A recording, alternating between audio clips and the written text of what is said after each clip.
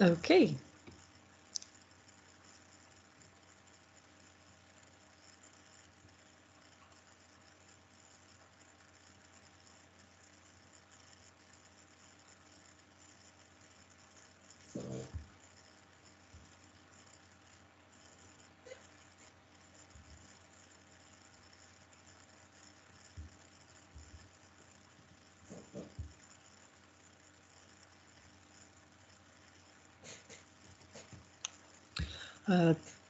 Hello, everyone. We will now start the seminar. And each of the participants will have 15 minutes. I will not interrupt you, so please try to time yourself. And also, if you have questions, you can ask them here on Teams or type them in the YouTube chat. So, our lineup today is we have 5 presentations. I will start myself, and after that we will have Jan, and after that Shawn, and then we will have Anna and Dani as the last presentation, the only one who will be slightly longer. Okay. My subject of the day is do-it-yourself culture. And the whole week we have been talking about prototyping and different approaches to prototyping. And so in my speech, I wanted to kind of pull this all together. What is do-it-yourself culture, and how it comes together with prototyping, and how it comes together with the world that we live in now. And the term do-it-yourself culture refers to people doing things for themselves, and also a wide range of non-mainstream movements, organizations, independent film, art, and so on. The do-it-yourself idea of self-sufficiency through completing tasks without the aid of a paid expert. The do-it-yourself ethic promotes the idea that anyone is capable of performing a variety of tasks rather than relying on a paid specialist. The do-it-yourself ethic seeks to overthrow the idea that we will be provided for. We will provide for ourselves through education and educating each other. Do-it-yourself culture can be anything between renovating your kitchen, painting a wall, other home improvement projects, making earrings, sewing a bag or sewing a dress, gardening, engaging in a design project, attempting to make a crazy fancy cake that you've seen on the internet. And to some, it's an approach, an attitude towards life, with elements like maker spaces, hacker spaces, guerrilla gardening, illegal or semi-legal squats, artist houses and studios, residencies, guerrilla galleries and illegal parties that are trying to rebel against whatever they consider mainstream. The term do-it-yourself comes from UK and from 60s, 70s, and it has origins in the punk rock scene. It developed as a way to circumnavigate the mainstream music industry, and by controlling the entire production and distribution chain, the do-it-yourself music bands can develop a closer relationship between artists and fans.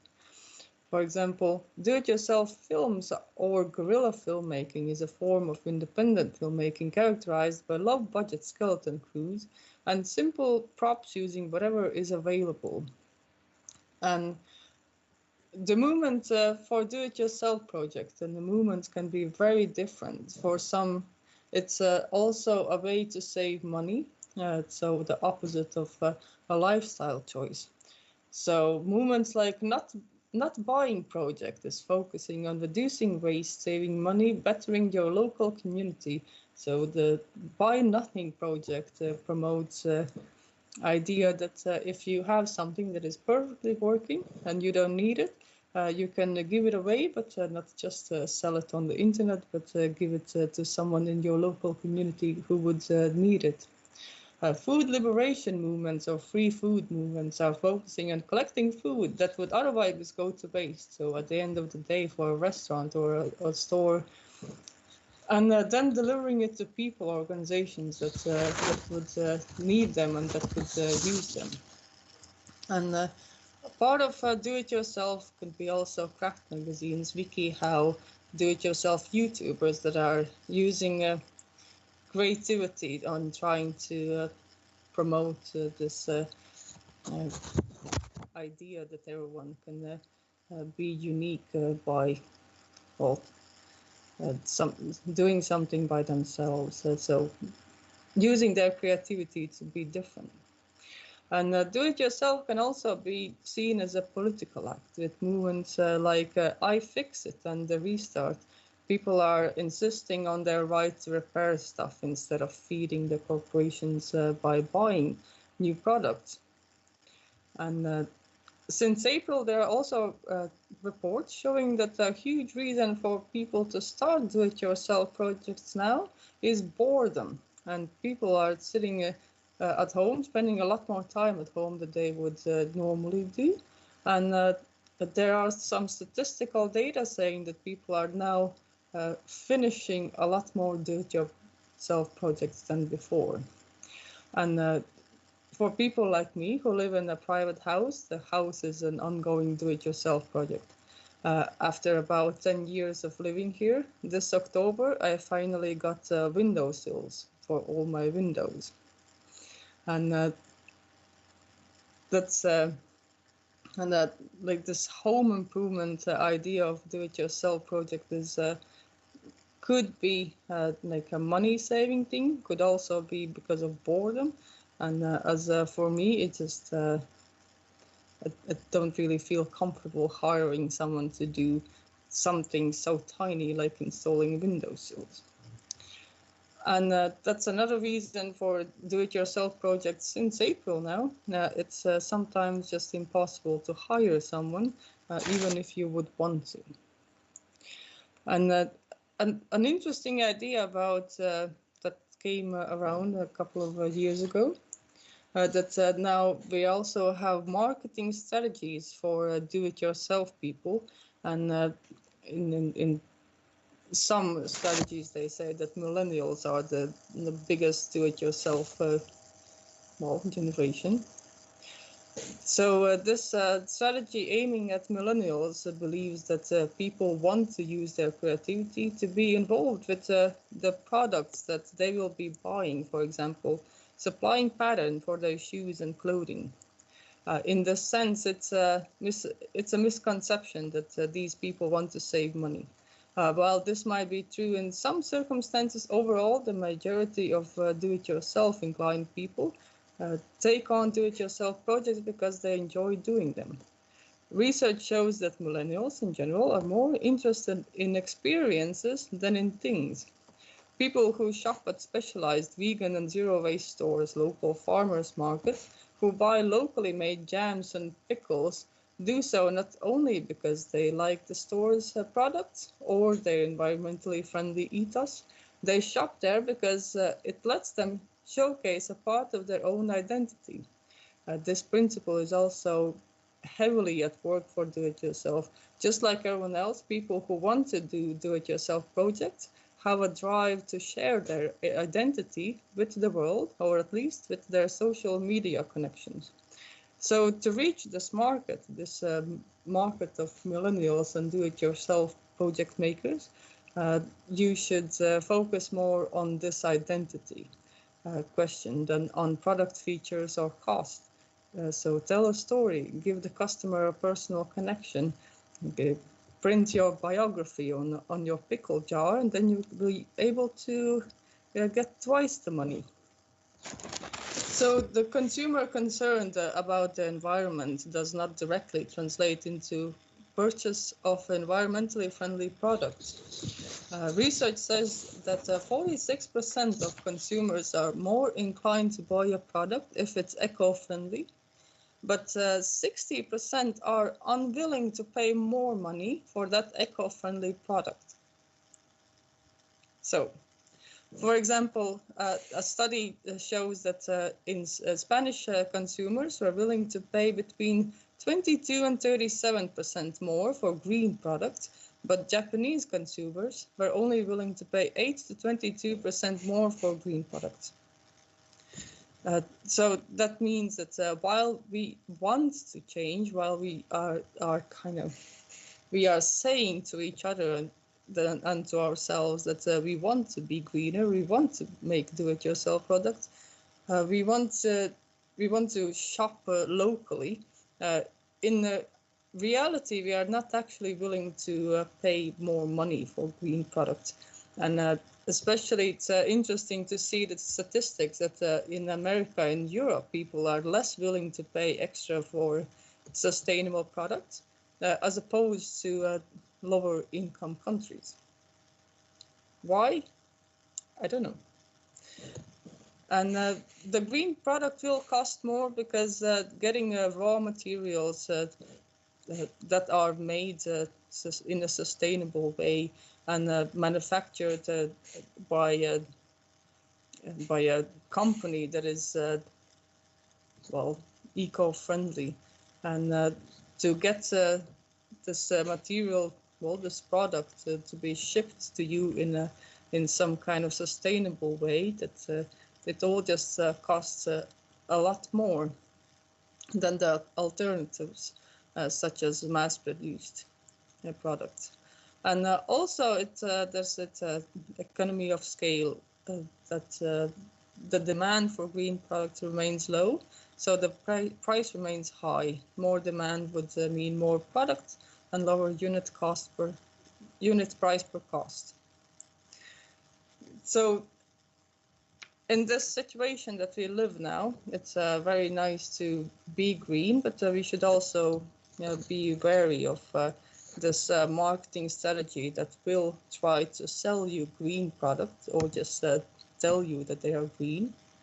And you can also research greenwashing, so pretending that something is green while it's actually not, because you have to pay attention to all the stickers that people are putting on their packaging, because saying something is sustainable, it's just a design choice. Creating a green sticker saying eco-friendly means absolutely nothing. So if you want to be well, self-aware and green and better yourself, you should be very wary of people who are overpricing their products, because that usually means that they are targeting their products at people who are trying to pretend to be green, so they are more willing to pay more money.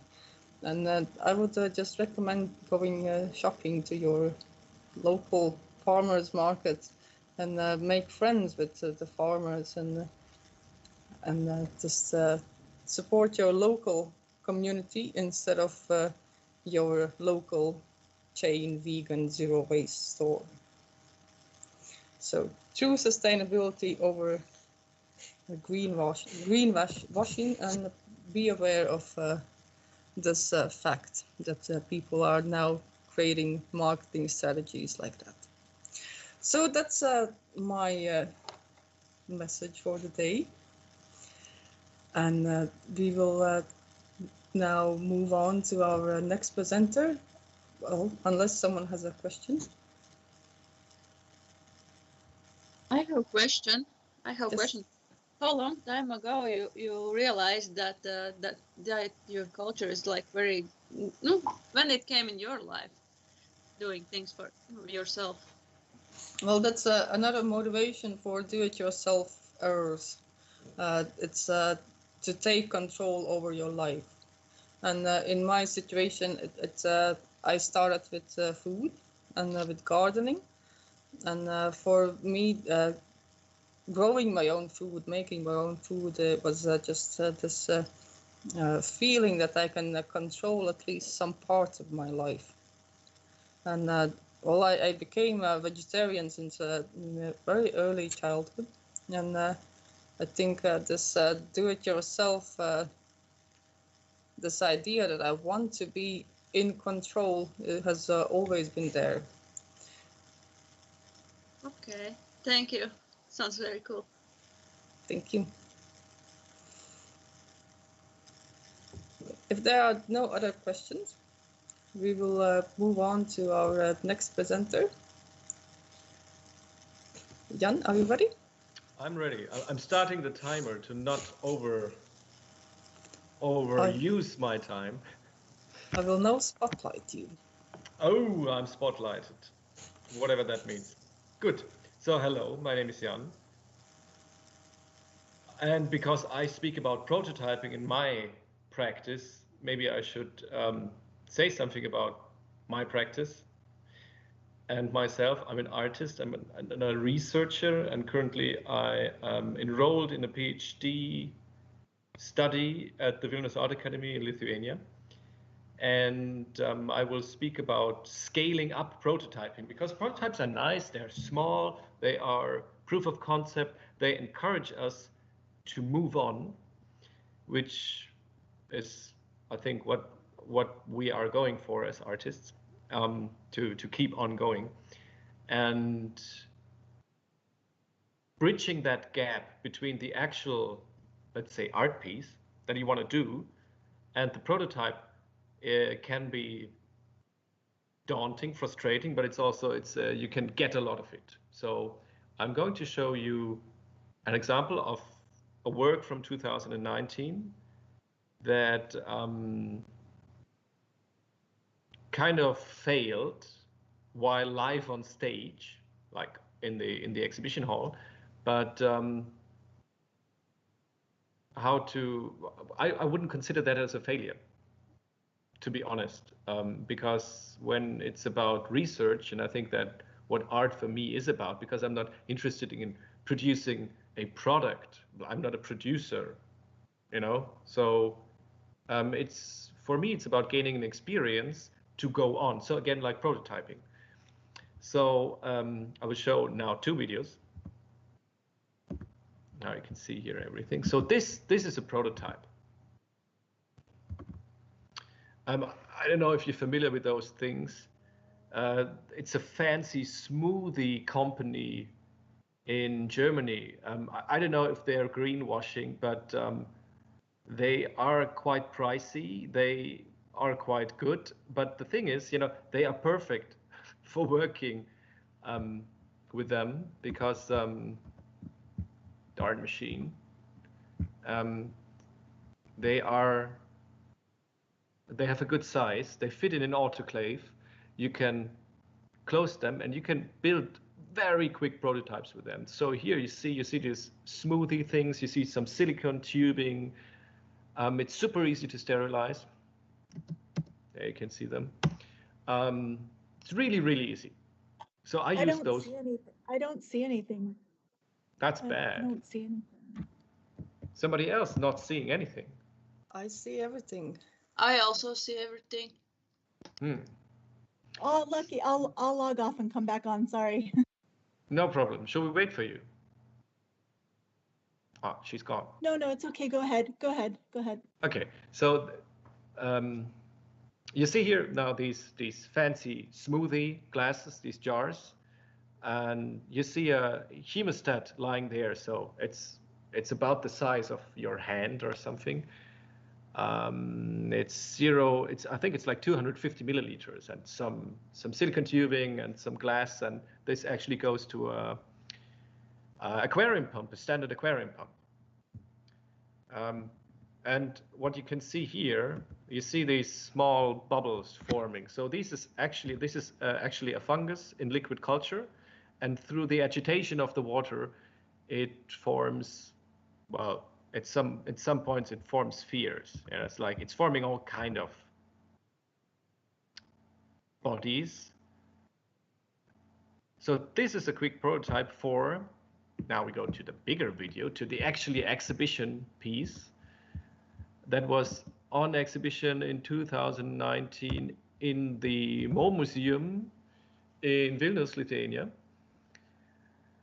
And now this is a 90-liter bioreactor. Now you can see somebody will come up close to the reactor very soon, so you have an idea of size. So it has actually the size of an average,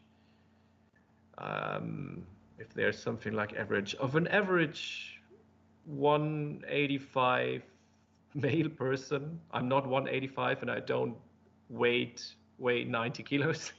So that guy is maybe a good example. I don't think he weighs 90 kilos. I don't want to make insults on him. But you see that is a different scale. So this is scaling up. And I think it looks quite beautiful. So yeah, oh God, no, it's like saying my own work is beautiful. But to get from those small jars to the big jar was actually a fun adventure. So it's actually, can consider it as some kind of failure, because this is the last week of the 3-month show. And for up to that last week, nothing actually happened. It was just a pretty dull glass jar. I see a close-up glass jar where it was just, you know, some murky liquid inside and bubbles, you know, like air bubbling in. So it was quite a failure. And I got acquainted with the security guard of the MO Museum, pretty nice guy. So, and he was the only one who was constantly, during the 3 months, was constantly there, always guarding the exhibition. So he had this long time reviewing, and 1 week before the end of the show, he actually sent me a message, sent me a picture of that, so like, now it started working. I was like, why? Why did it start working? Because, you know, it worked perfectly in the prototypes. When I scaled up, nothing worked. It just didn't work. So when you're working with artistic biotechnology, what makes things maybe a little more difficult is that you have another agent in your system that has its own agenda, so to say, and also its own needs. So wait a second, I will come back with, you see me now? Okay, so I'm back here. That things that work as a prototype, because it's nice and small and very easily controllable or regulatable. When speaking of living systems, we don't want to control, or at least in artistic biotechnology, I don't want to control. I want to regulate, I want to resonate, like Hartmut Rosa said. It's about working or having an overlap of agendas.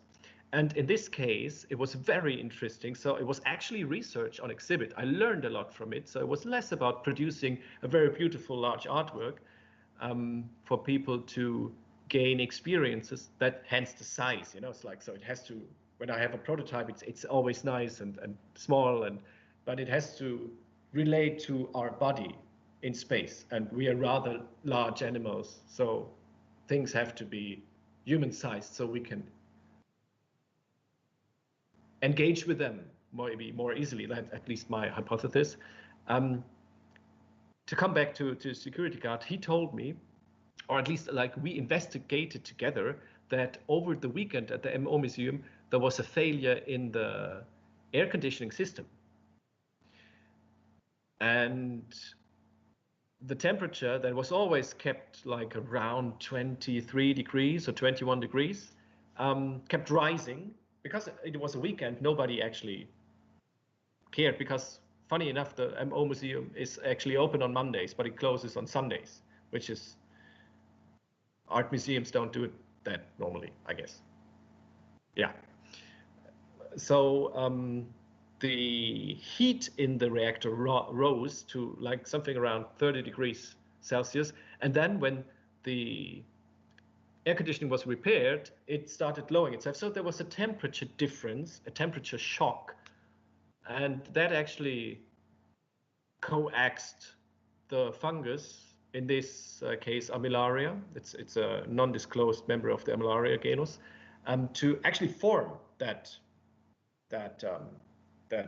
round spheres that I was going for, which is not uncommon. You know, when you make an aspirin, You put everything together, and the aspirin is supposed to be a precipitate that falls out of solution. And sometimes you don't want to do that. So very easy. You take something and you scrap the side of your vessel, of your glass vessel. So you're creating friction and making the surface much bigger. And then all of a sudden, you know, this actually kicks the participate out. Or when you have a mushroom that is growing in a petri dish, here, whatever, and it's really slow. At some point, when you kind of, you know, scratch it and stuff, and just, you know, stress it a little bit. You don't have to stress it too much. Then obviously it's gonna die. It's like humans, you know, little stress keeps us going. Too much stress, and we're like dead. As the Japanese say, kareza, death through. Karoshi it is, death through stress. So that's what I learned, that this organism maybe needs a little push, a little stress, or maybe just one step. It's like, this is anthropocentric bullshit now, but you know, that made the scale up work. So still have 5 minutes. So what is all this about? It's about to simply tell you, don't fear what can go wrong. So now I have these beautiful pictures. I can say like, wow, look, I did this great job. I learned something in my research, so I can go on. And it was kind of sad for 2 months and 2 weeks. So people couldn't see that, but at the very end, people were able to see it. So at the end, it really worked, but just for 1 week of all the 3 months. So looking back, I can always alter everything on my CV so it looks good to me, and people will forget about that. And you can grow from your failures. So you shouldn't be embarrassed if things don't work out. Nobody's going to chop your head off. Nobody's going to say like, look at that person. It is the worst artist ever on the planet. Because if you're not dwelling on failures, which you shouldn't, then you will forget about them. And people also forget about things that don't work. It's the way positive brains work. So don't fear, just go ahead. You know, when I was studying in Germany, a lot of people were hindered or totally blocked by, oh, you know, I don't fully control this. I don't have this and that I need to make that. And when I actually started to study in the Baltics, I found out, I was studying at the SD Kunstakademia, people were more like, well, we don't have this fancy tool, then we build something ourselves. So very do-it-yourself overlaps with art, and then we make something that kind of works, and we are not afraid to fail because it's about practice. It's about doing it. It's not about creating a super sleek product. You know, this is not what art is about. Art is not about products. Art is not about selling something. Well, some people do sell art and make quite a pretty penny, but to me, most of the time, that's actually boring art. Because I think art is about raising more questions. Art intrinsically is research, and all that people that say like art and research doesn't fit, you know, that's actually a lie. Those people are very close-minded. Don't hang out with them. Oh, I still got 2 more minutes. I think I finished here. Any questions? And thank you for bearing with me. Yeah. Yes, I have a question. What's your next project? What you are planning to create? Like, that's something similar? I think I will stay with the reactors, but the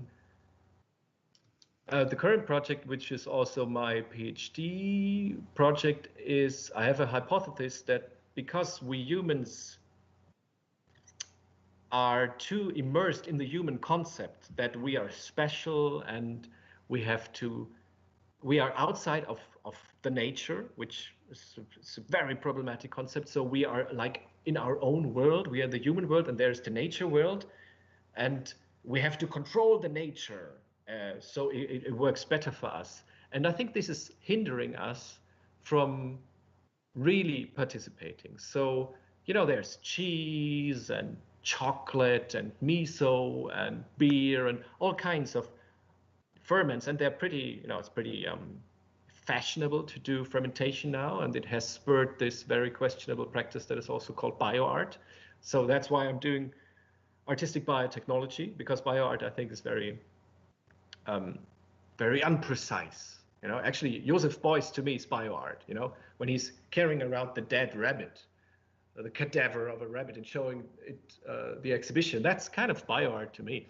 So I think we have to be more precise. So in my project, I'm trying to support that hypothesis that by finding the right place that we humans have in this, in all the habitat and all the collaborations, we could actually more easily and much more are able to engage in collaborations with non-humans. And to support that hypothesis, I'm going to start a completely new collaboration.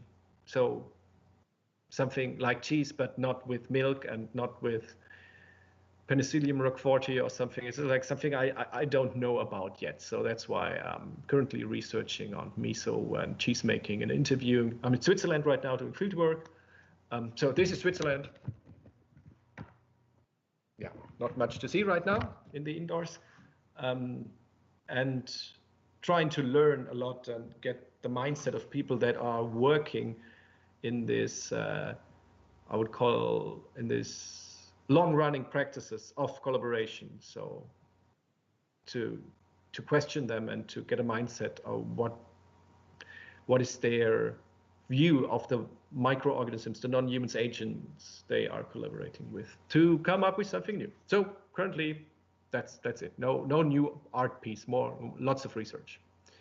And then going to research, exhibit the research, because I think that's actually interesting to not exhibit, but more to disseminate research through exhibitions. Does that answer the question? Okay, thank you. No, you're welcome. Thank you. Is Shawn, are you here? Yes. Do you hear me? We can hear you. Fantastic. We'll now spotlight you. Okay. And you're good to go.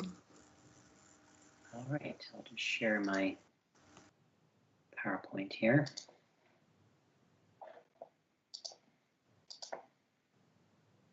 Do you see some sort of title screen there? Yes. All right. So thank you for inviting me, Maija, and I'm happy to speak to you all today. I hope you're having good workshops and enjoying laser cutting and that stuff. So my talk today is Action with Reactions Involving the Body in Artworks with Interactivity. So this has been kind of one of my practices anyway for some years. I was introduced to interactive art in the early 90s when I did a workshop at Simon Fraser University in Vancouver, Canada, and many eminent interactive people were teaching there, and kind of exploded my brains.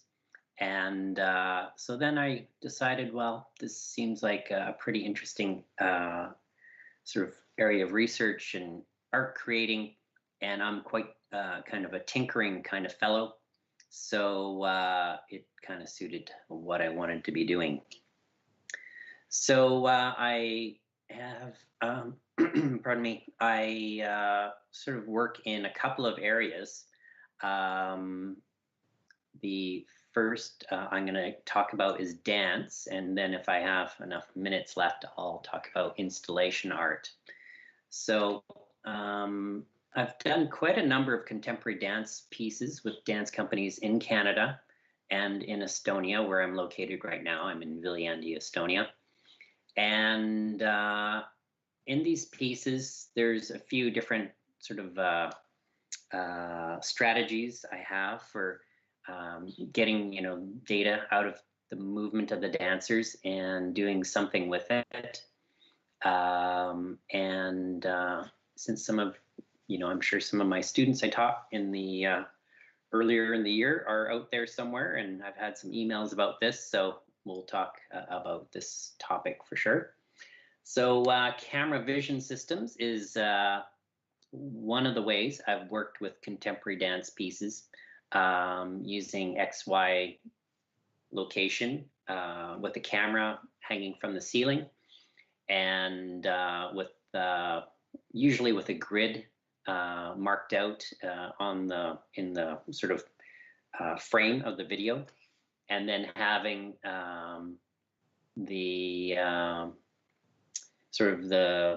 if there's someone located in one of those grid locations, then I know where they are. So I don't need, you know, huge number of pixels XY, but if I have 4x4 or 6x6 or 8x8 or something like that, then it's enough sort of data to determine where someone is in the stage for the dance, and then I can trigger events depending on their locations.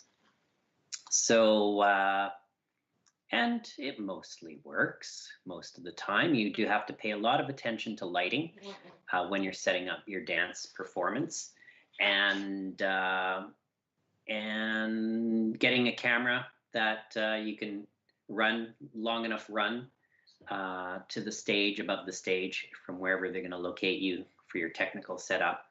This is tricky with USB cameras. You can use repeaters, USB repeaters, but they definitely have a limited length and that you can go. I think the longest I've ever managed is about 20 meters for USB, and but it depends on lighting and interference from electrical and that sort of thing.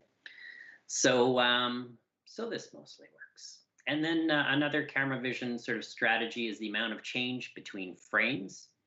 So essentially you could measure the velocity of the dancers, or how many dancers are on the stage using that scheme. So if they're moving fast, there's a lot of change between frames, and you can use, you know, you can count the number of pixels that are changing between frames and get a pretty good sort of stream of numbers that you can then, you know, do something with.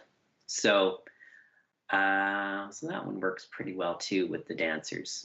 And I've hung a camera from the ceiling, but I've also had a camera out front and measuring left-right motion of dancers. And then there's accelerometers, either Arduino based or just having the dancer have a mobile phone on them somewhere, preferably not an expensive one, maybe something from the secondhand shop that you are then reusing, and the battery only needs to work for a certain length of time, like no more than an hour probably for a dance piece. So it doesn't need to be the best phone ever, but just that you can get the data out of it. So I like using the phones. They're big, but they have Wi-Fi, and the range is, you know, the range of Wi-Fi, which is quite far. So then you can be pretty much anywhere and get the data from the dancer. With Arduinos, if you're using Bluetooth, or if you're using XBs or something like this, the range is less, and so then you have to be closer to the stage area. You can't be, say, in a booth at the back of the theater, depending on the theater size and that sort of thing.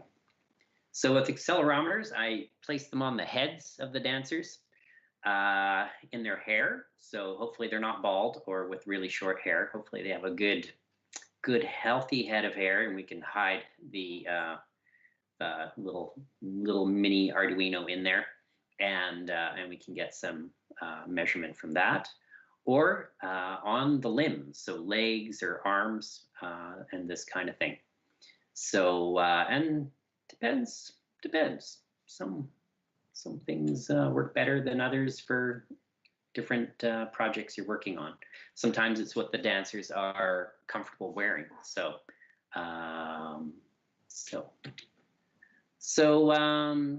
why would one want to do this? It's a lot of work to get this stuff working. quite often, and a lot of tinkering about. And especially if you're touring it to multiple venues, then you are with a different venue each time. It's, you know, new technicians in the theater, people you have to convince that what you're doing is actually worth their while to help you set up and get the lighting correct and that sort of thing. So it's a lot of effort to get these types of systems working in a live situation. Sometimes you have an hour to set up the whole system and get it tuned with the lighting and everything. When you go into a theater, you may not have a huge amount of tech time. So, so it is quite an effort to get this to work usually. But I do it because I want to introduce spontaneity into performances that, you know, if I compose, an electroacoustic music composer, so if I compose a score, a fixed media score, it's fixed. And this is often how dance is. There's, you know, some score they've collected together or someone's composed for them, and the dance is perfectly timed to this type of event. Or you could have live musicians, and there can be some improvisation and back and forth between the performers, the dancers, and the musicians. And this does make some spontaneity, but there has to be some agreement between the performers. In this sort of scenario with the dancer controlling the sound, then they can do whatever they want. Like, the system's been created and they can just create their dance within that. So if they decide they want to, you know, do more of this or do more of that, or do this slower or do that faster, the sound is integrated into what they're doing. There's not going to be any confusion, you know, when a sound is going to be made, because they're doing it. So it integrates the sound and movement very closely, and allows complete synchronization, which, you know, can be quite a nice effect, and be quite pleasing when you see that all come together. But there's questions about this type of thing, like, how do you get the dancer to express themselves in a natural way? When you stick an accelerometer on their arm, they're going to want to move it around and lift it up and down.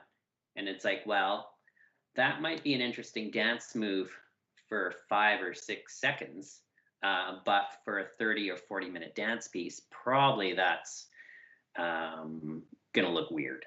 And so there's this question of, you know, turning the dancer into a computer operator by placing sensors on them. If you have, like, say, bend sensors on their arms or something like this, then they're going to have to bend their arms all the time. And so I've really thought a lot about how to do this type of stuff while having the dancers still move around in a natural kind of way. It's difficult, but let's see. So I've got 3 examples here. Phases from 2008 with Fine 5 Dance Theatre in Tallinn, and then a couple pieces, Cold Steel from Mile Zero Dance in my home city, Edmonton, Alberta, Canada, and Visual Splice. So these are a few years old. I'm still haven't been working on too much dance lately. I was supposed to do a piece this year, but then with everything going on, it got canceled. So, but let's have a look at this one here. This is Phases. And so in this piece, it's a grid that's with the camera hanging dead center over the stage.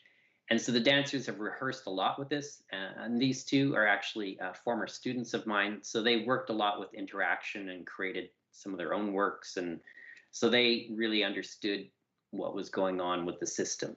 And the thing with dancers is they're not music performers. They're dancers for the most part. And so they really have to work and understand that they are driving the performance. And so this is something that's tricky for some, actually. Not all of them can actually overcome that sort of concept with their dance, because they're usually following the music, not leading the music. So let me play a bit of this, and I'll turn up my volume so you can hear, I hope. And that did not go how I expected it. Okay, let's try that again.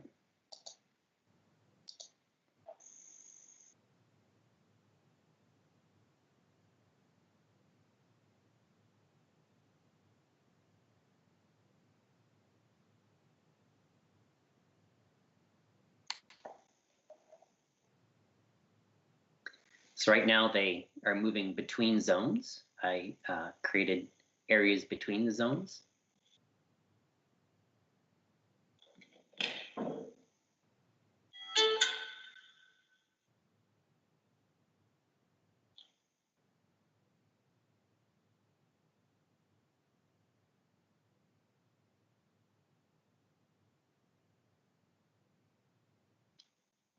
Actually, maybe I'll just skip ahead a little bit.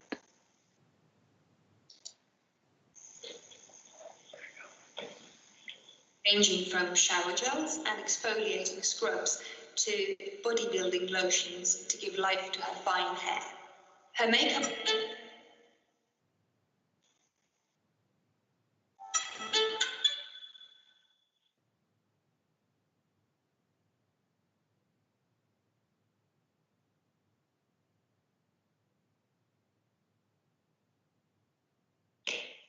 Different ones.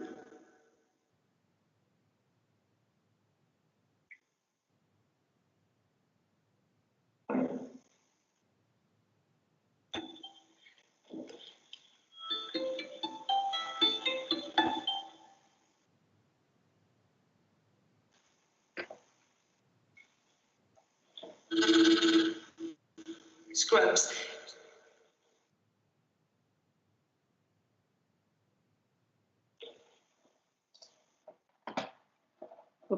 Okay, well, I probably caught it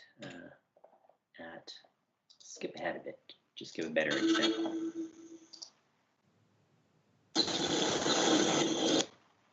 Rinse her teeth 7 times a day.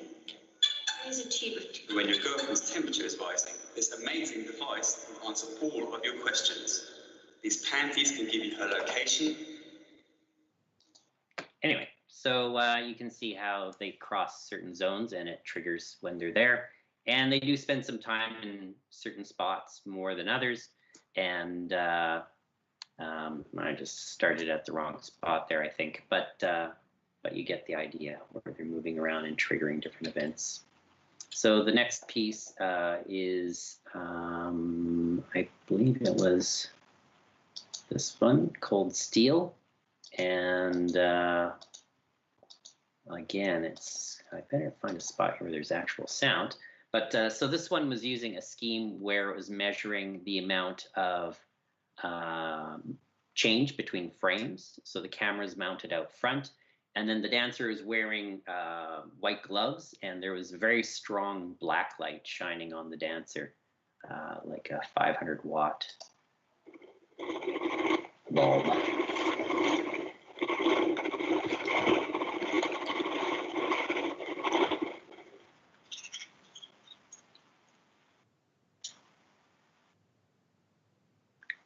So if she moves slow enough, it doesn't trigger anything.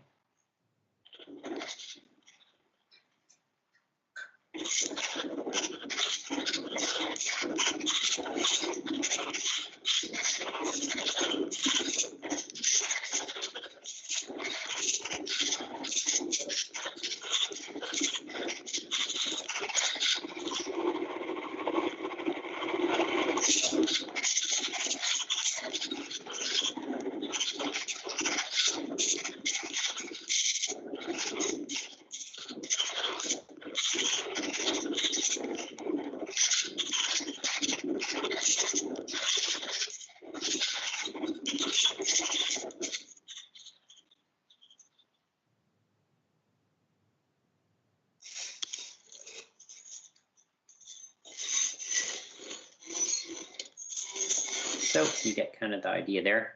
I'll show one last example. This is a piece called Visual Splice. And so she's wearing actually an old iPhone on her shoulder. And so I'll just play that. And so this kind of flute sound is the iPhone controlling a mask patch.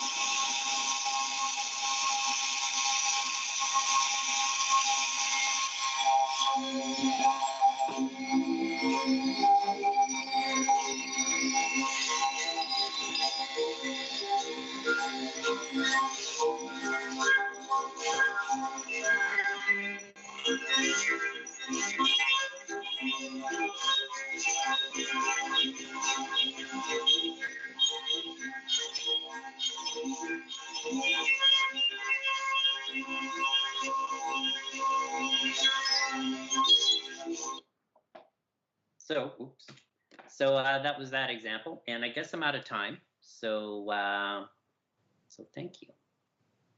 And yeah, I hope you could understand from those examples that the dancers have freedom of movement and they're exploring their dance in dancey ways, and mostly it works.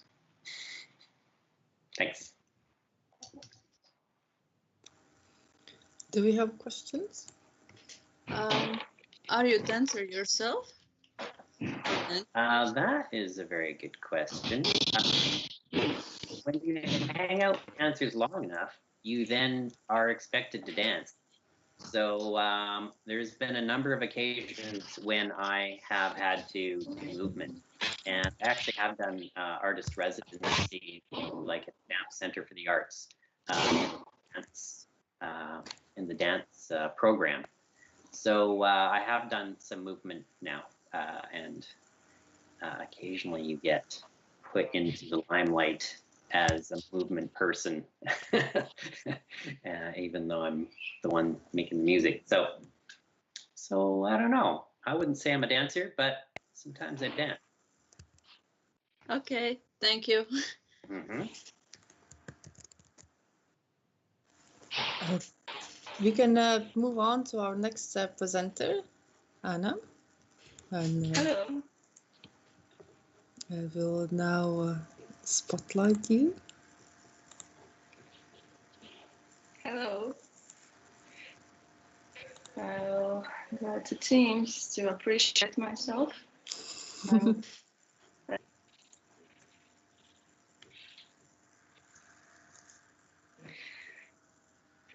I can start. Yes.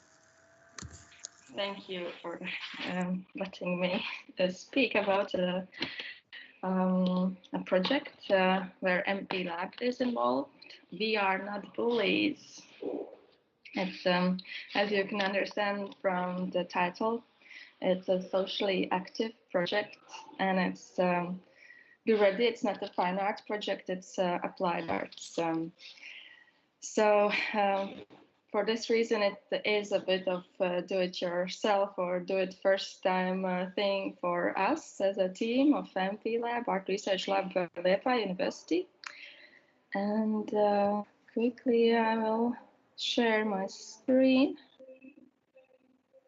and talk in depth about this project, which is called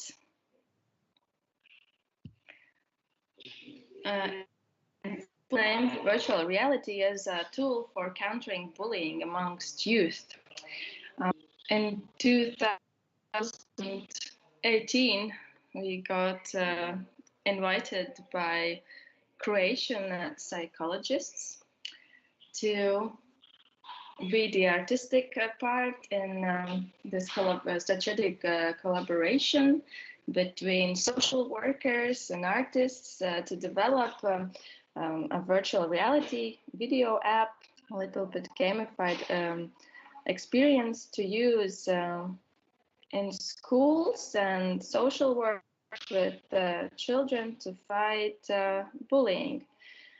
And we agreed because we were interested in mobile VR application development.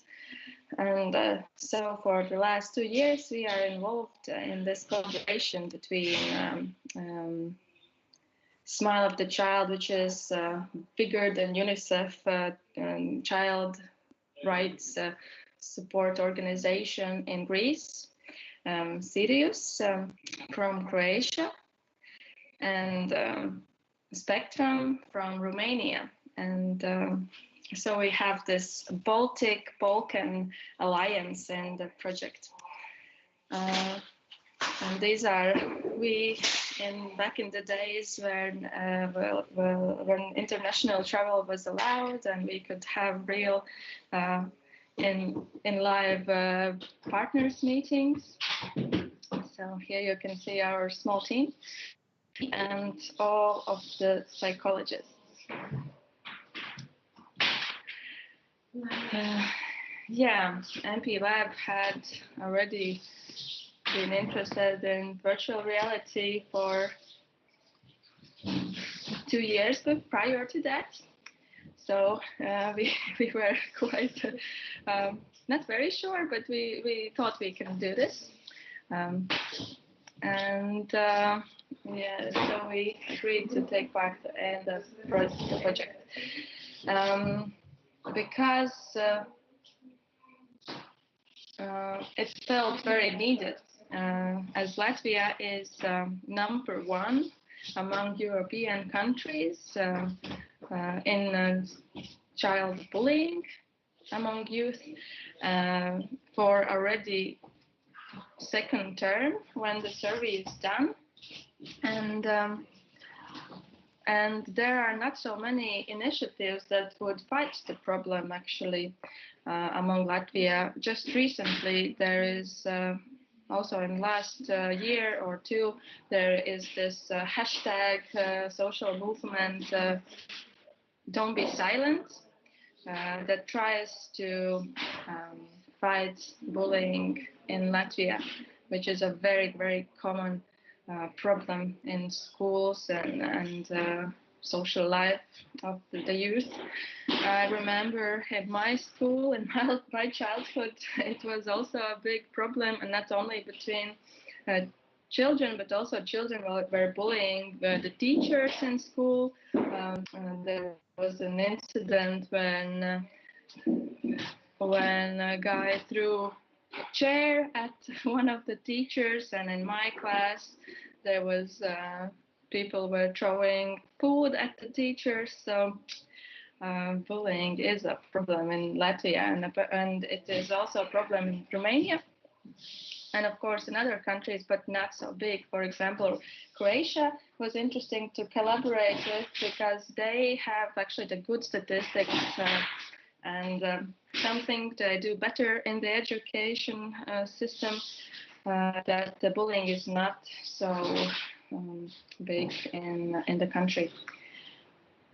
And so why we are to work with social issues? Because when you put the glasses on, you are secluded and alone, and it seems that it maybe should not be the right tool to use.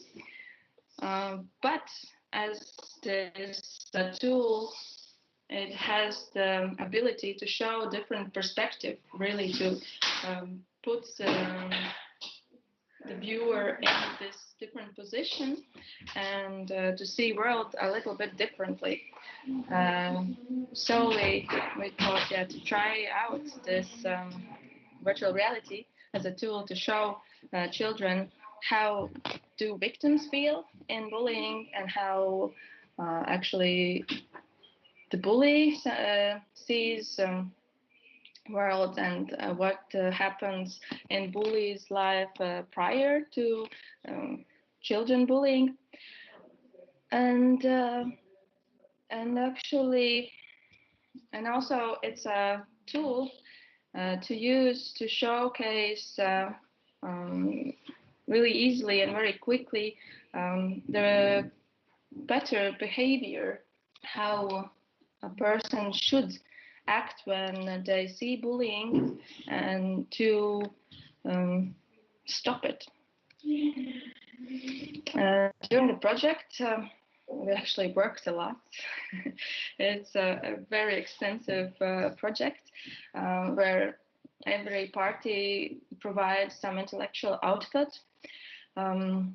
We as the artists are making and producing the app and the VR videos, which then creations are using to develop workshop curriculum for 6 lessons, 6 40-minute lessons that social workers and youth workers and teachers can use and work with children to discuss different bullying issues.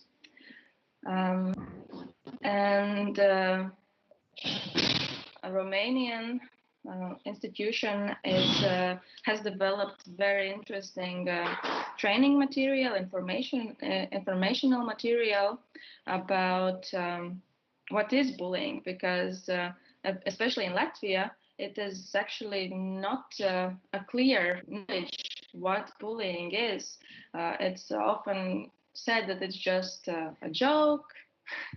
In Latvian, it's apcelt. It doesn't sound actually as violence, but it actually is a repeated violence, often when a group is attacking one person.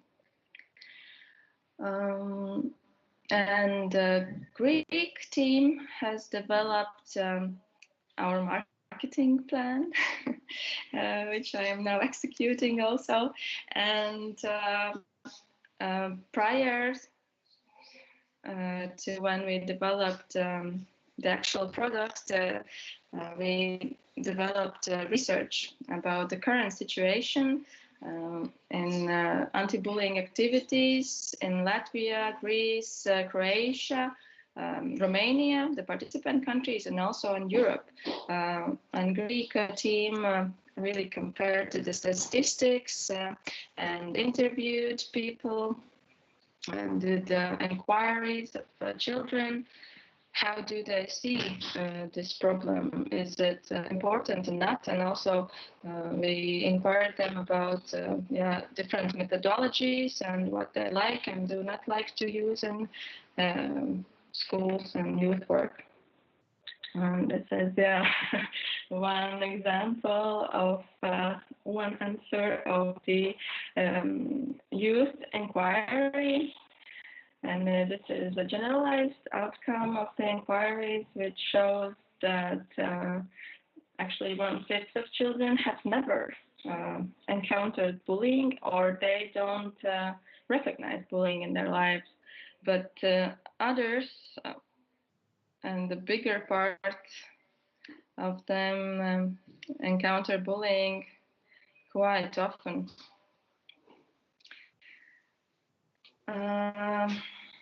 And the training materials, it was for me as an artist actually a very interesting read, maybe because my child is now this year starting school and will be exposed to group dynamics in the very aggressive country of Latvia, apparently. So yeah, I could learn a lot about what is actually bullying definitions, that it is repeated violence.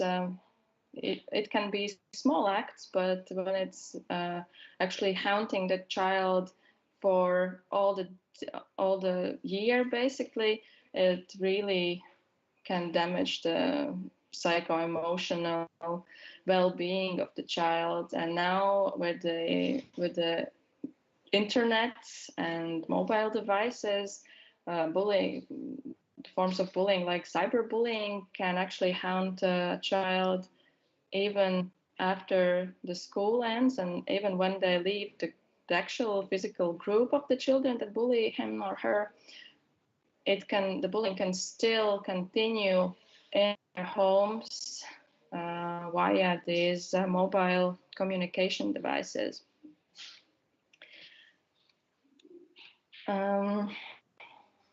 So the 6 scenarios that are used in the program are organized in 6 different aspects, around 6 different aspects of bullying. First video is about introduction, what is bullying, and also introduction in VR. The other shows different perspectives and showcases also an example how to stop bullying when you are a bystander. And it also shows the victim's perspective. So the user can switch the perspectives while watching this VR video. The third is about cyberbullying. Fourth is showcasing the causes of bullying, the aggression that often that bully is experiencing him or herself, and that one becomes bully because one sometimes is a victim, him or herself. And the fifth scenario teaches the technique of assertiveness, which is a form of non-violent but self-confident communication, and showcases children that silence can also, when you are silent as a friend and not being speaking out as a bystander, you are becoming part of the bullying and a part of the group that actually abuses the victim. And the sixth scenario and lesson after it discusses concrete methodologies, what to do, how to react to bullying, and the right behaviors in these situations. All these scenarios are showcased in the beginning of these 6 lessons. The scenarios, the videos are around 2-3 minutes long.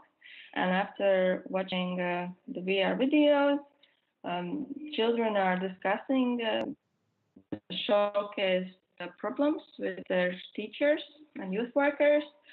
And the discussions are based around these very catchy and short mottos, if you may, that were produced by the project leaders, the Croatian team. Like, it is not funny if you are the victim. So these little sentences are designed to just be catchy and stick with the children, so they remember the morale for the lesson even after the school ends.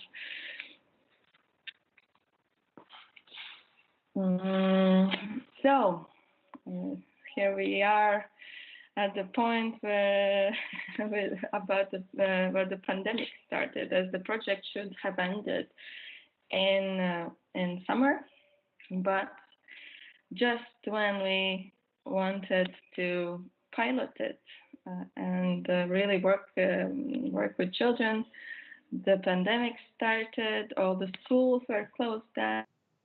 Children couldn't gather around, and like VR seems like the most unhygienic thing to make children live through.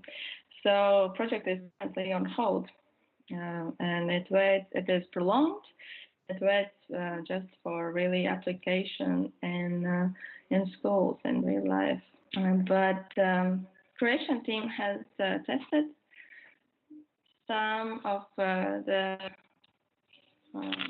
workshops, and we were, of course, scared that currently children have been exposed to a lot of media content, and that they might be skeptical or find these topics cringy. But it seems that they are actually very, very interested and happy to discuss these issues.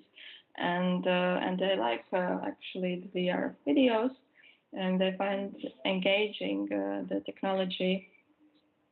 So we are happy that the first outcomes seem positive. And if you want to get to know something more about this project, then you can of course visit our project page, VRNOTBULLIES.EU. And I hope we will not be bullied after this presentation and after big work in this field. I will try to showcase one video. I hope my computer will allow this. Let's see. I downloaded it in the smallest possible resolution, so don't be afraid. It's just for the broadcast. Here you can see two actors of Liepaja Theater who are playing the parents of the victim, not the victim, the bully, and they show why that bullies sometimes need help too. And we are very happy that they wanted to collaborate, because when we were working with the VR videos, the 360 videos, it is of course technically very difficult because you can't cut anything, you can't edit anything. It has these short scenes have to be played perfectly by the actors every time. So when they make a little mistake, you have to shoot it again, and the director and the team, the technical team, cannot be in the same room, or they have to hide behind bushes, and they can't really change the actor's behavior. So in the end, we understood that VR video is 360 video seems more like a theater than actually a film. So let's try.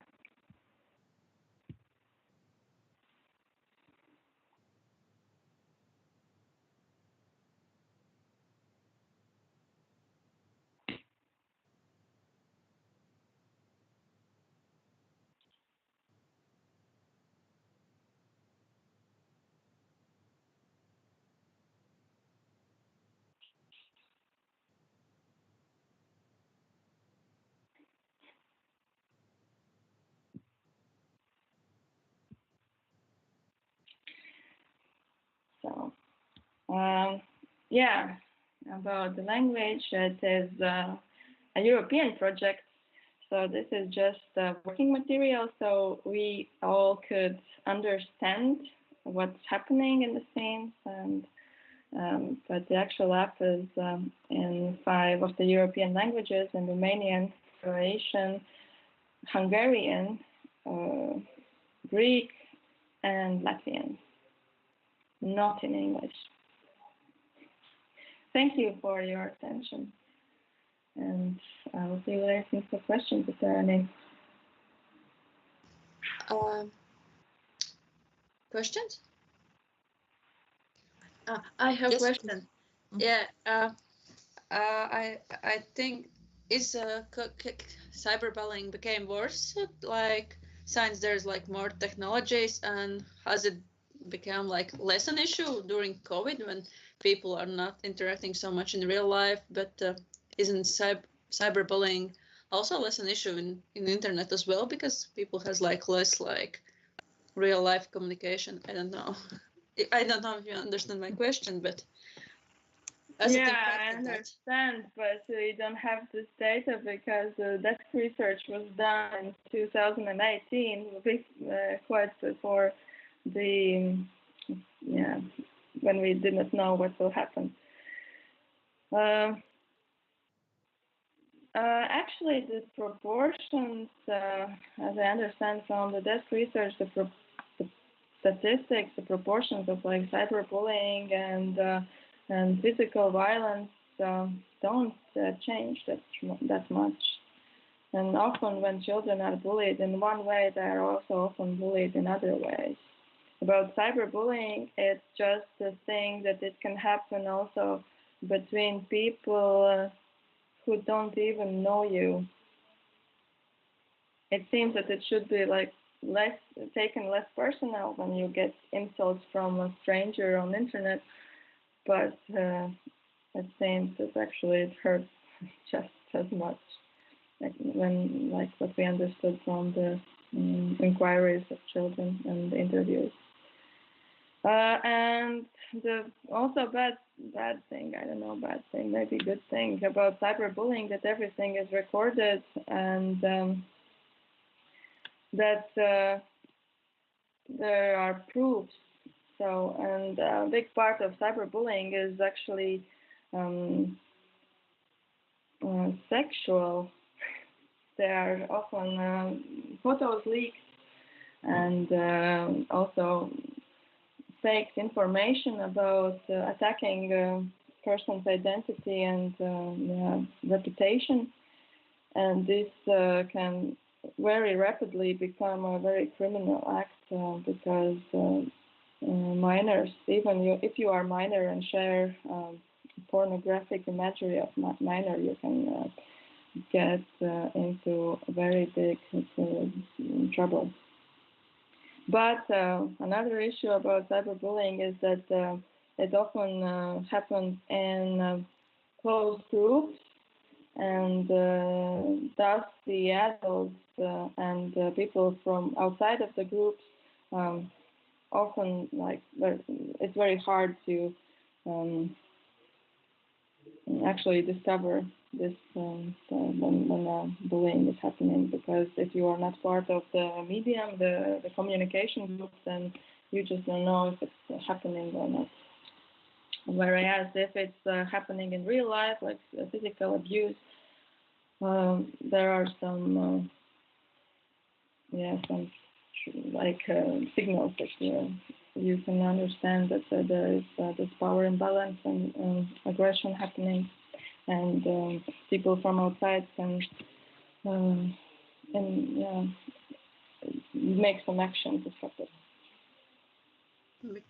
Because I remember during time when I went to school, when there was bullying, I remember that actually that was kind of good thing that there wasn't cyberbullying yet, like a thing, not really big thing. We had very bad phones and so on. And I remember when people made embarrassing photos of another children, for example, in toilet or so on, there's couldn't send them to internet and spread them around, and because phones were so bad and cameras were so bad that they just couldn't, duplicate photos and send around them. So I think it was in some way it was good, because things they did in some way, they just stayed in very small circle and didn't spread so much. I think the problem with cyberbullying is that it's spreading more, sometimes even from people who are know each other.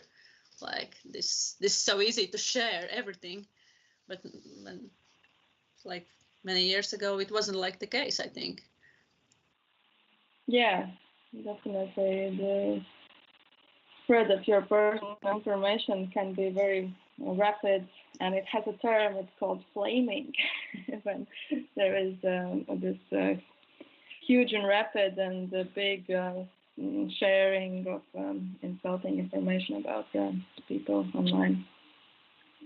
But I remember in my school time, when prior to internet, the boys still took insulting pictures of me, and they spread it physically, the physical pictures in the class, and then one of them forgot these pictures in their school book and gave the book in the end of the year to school. So I had to go to that director and discuss my behavior. It was my issue that I was bullied, not the children's issue, the boys' issue who bullied me. And actually, I also did not understand that I'm bullied. I thought it's mine, myself. So I think it's an issue in Latvia, and I'm happy to participate in at least some intervening action to start this discussion and change the situation. Yeah, thank you. I think it's very cool to create project like this. Thank you, Anna. Thank you. Thank you. We will now listen to Bye. our last speaker of the day. Dani, if you're ready. Yes, more or less. Good afternoon. Let's see. Well, Do you just want me to start? well, you can just start. Yes. Okay, let me just. Right. So.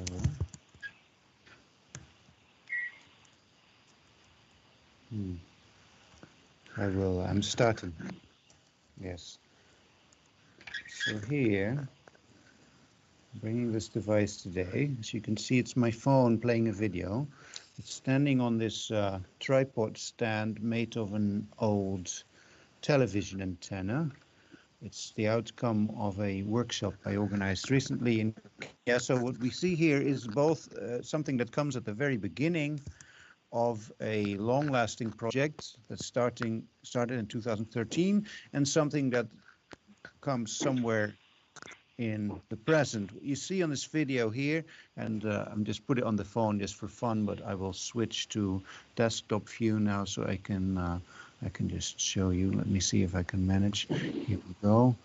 Can you see my desktop? Yes. Excellent. So the video is actually here if it wants to play. So what I'll do is I'll follow the genealogy, so to say, of this long-lasting project that started in 2013 and which started out by me, and quite some other artists have started to get interested in this as well around this time, like the early 2010s. This is in the end of 2013, namely the question, what happens to our electronic devices after we don't use them anymore, we get rid of them, bring them to recycling, etc. in the global north, in Europe.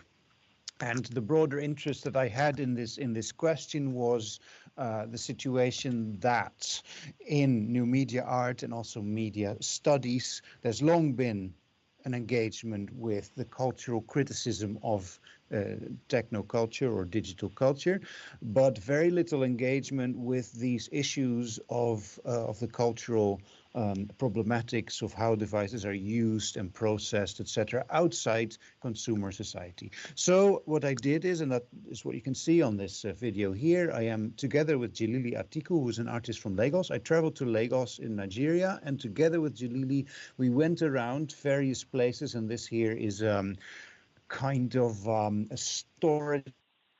This is a recycling area. Actually, what we saw in the previous little scene is a storage place where devices that have arrived from Europe are stored to ultimately be reused or taken apart in many ways. So this whole project evolved around what you can see here, looking for electronic devices and parts thereof that had arrived in Lagos from Europe. So then what we found was a collection of devices, which I eventually took back to, let's see if I can bring this more into view. I took this back and made a work together with Jilili, and that is what you can see here. I'll try to zoom in. By the way, apologies for the kind of messy aesthetics and structure of this talk. I've had a few very turbulent days, so I didn't manage to prepare it properly. So this is a kind of patchwork of files on the internet and on my computer. But anyway, a work that I made with Jilili is this here, a work that we called Back to Sender, namely a collection of devices, that most of which could be identified as originating from Europe, and we can see that here. Let me see in this. Here we have some close-ups. So here you see this computer that we found in the storage area that you saw in the video before is from Germany. The helpline telephone number is still on it, and the let's see the next page. This monitor you see here as you can read, we bought this on a kind of scrap market, property of Moody Investor Service Limited in London, so the corporation that does the credit rating of countries, among others. So that we got this work back to sender, not only the idea of sending the stuff back to where it came from, but also referring to a practice in Nigeria that's called back to sender prayers, which are very controversial because back to sender prayers are done by Christians.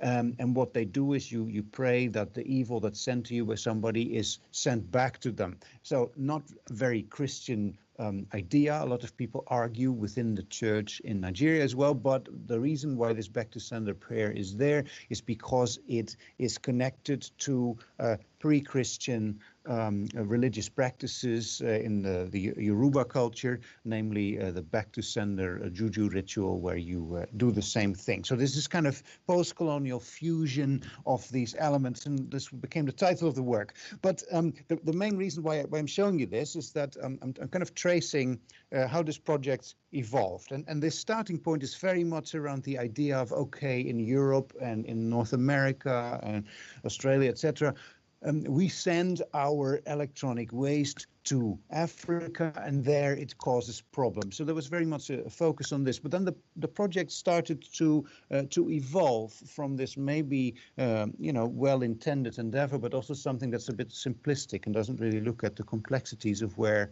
the waste ends up. In other words, although projects like this, and there's many of them, this is something I did with Jilili, but there's a lot of work also around Agbogloshi in Ghana, the by now famous electronic waste dump, is well intended, but it also reinforces the stereotypical colonial fantasy of dark Africa as a kind of place of helpless people who live in the dirt.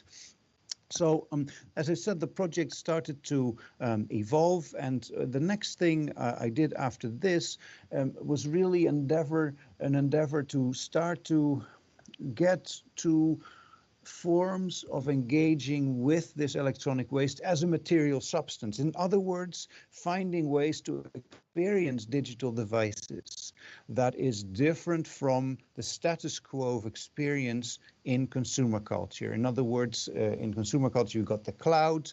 We look at our phones, but we kind of forget the material object because we perceive it mainly as a kind of window to the world. That the materiality is backgrounded. So what I thought is one of the issues that if we want to come to a clear understanding of how ideology around progress and infinite innovation and growth operate within techno-consumer culture, we must start to look at how the issue of materiality works around these devices. So one way I then said could be that we go into a room together somewhere in London or wherever else, and we start to take apart these devices and do some physical thing with it. But then I also thought, well, but there are actually existing highly developed practices of engaging with these devices in other ways, and that is on the electronic waste dump. And so what I did with a group of, and we can see some of them here, with a group of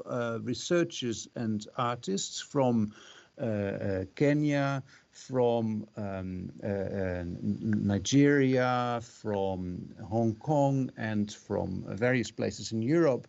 We went to electronic waste dumps in Lagos and after to Hong Kong, not to what I did in the first trip, just kind of look at the stuff that's there and somehow critique that, oh, it's all so awful that these things are sent there. I mean, it is, but there is a lot more to it. And one of these things is that there is a certain mode of engaging with the materiality of these devices, which is very different from what we have in the global north, and which we might learn something from in terms of what these devices really are. And on this picture here, you can see me, this is Chris Williams, this is a local researcher, Heather, Lily is somewhere in the background. There he is.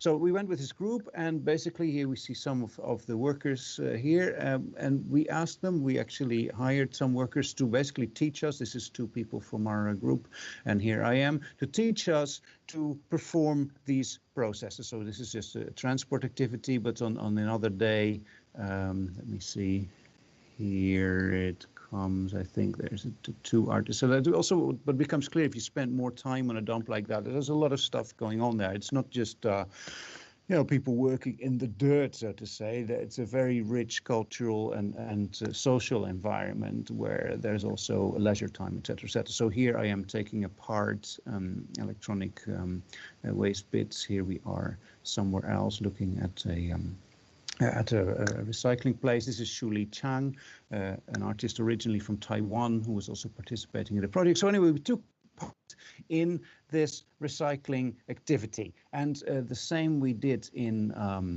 Hong Kong. Here we actually went to a slightly more formal setting. We went to a recycling factory. This is Irini Papadimitriou from Future Everything in the UK, and this is Shu Li again. Here we are, Neil Maycroft, another researcher. We are taking apart devices in a Hong Kong recycling facility called Fanex, but with the same intention. For example, Neil Maycroft, who we see here, has done a lot of research around design and technology and the way in which peripherals, so all these kind of side articles like the cables, the mouse, even the printer, are neglected in our engagement with technology. But what he became very interested in through actually this hands-on experience is that there is a lot of dust and other stuff inside the computers that we don't normally notice, that we might want to consider as well. This is the collaborator in Hong Kong. So this is another activity we did then, and this then also meant this kind of shift in the focus towards these processes and material engagement, that the kind of outcomes of this project were less focused on this idea of kind of Sodom and Gomorrah and the waste pile, which it still of course focuses on partly, because this is a very important issue, but there's a lot more to it. And we did an exhibition here in London, Bodies of Planned Obsolescence. That was the name of the project.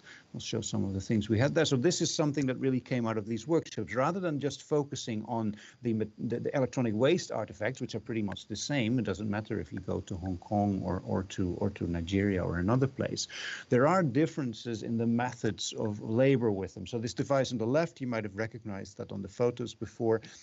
This is a pneumatic screwdriver that features prominently in the Hong Kong factory, and here we have a hammer that's used in on the waste dump in Nigeria. This is one of the works we made where we packaged. It was all collective work where we packaged electronic waste parts with their prices in Naira. And their origins, using the kind of color coding that's conventional on food packaging in the UK.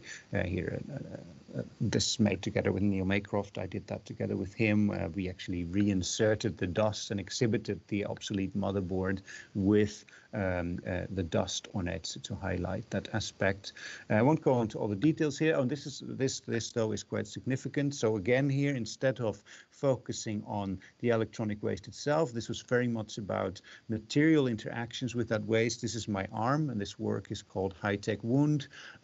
Here I became interested in not just what humans enact on the world, the kind of classic idea, a human has an idea and then implements that idea in the physical world, but more an approach that comes from anthropologist Tim Ingold's research, where he argues that actually that's a misconstruction. The way in which we operate in the world is in an interplay of materials and forces. So as a human, I enact a certain force on the e-waste dump, I enact recycling or something, but the stuff there also enacts a certain force on me. And in this case, it meant that after working there for 3 days, through the kind of intense heat and also the dirt on this site, I got an infection in my arm, which you can actually still see a little bit. I might show it later or not.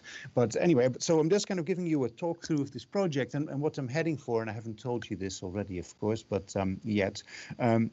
Yes, I'm going to end up in this idea of prototyping, which is the theme of your festival at the moment. And the little phone stand that I started with, I will explain later, I see as a prototype for something. Well, what that something might be, we will get to that later. So So this was the first part of this project, very much centered around this idea of electronic waste. But one thing that I became, and also the other participants became very aware of, what I already pointed out before, this electronic waste dump or recycling area is much more than just this kind of end place where electronic devices are taken apart.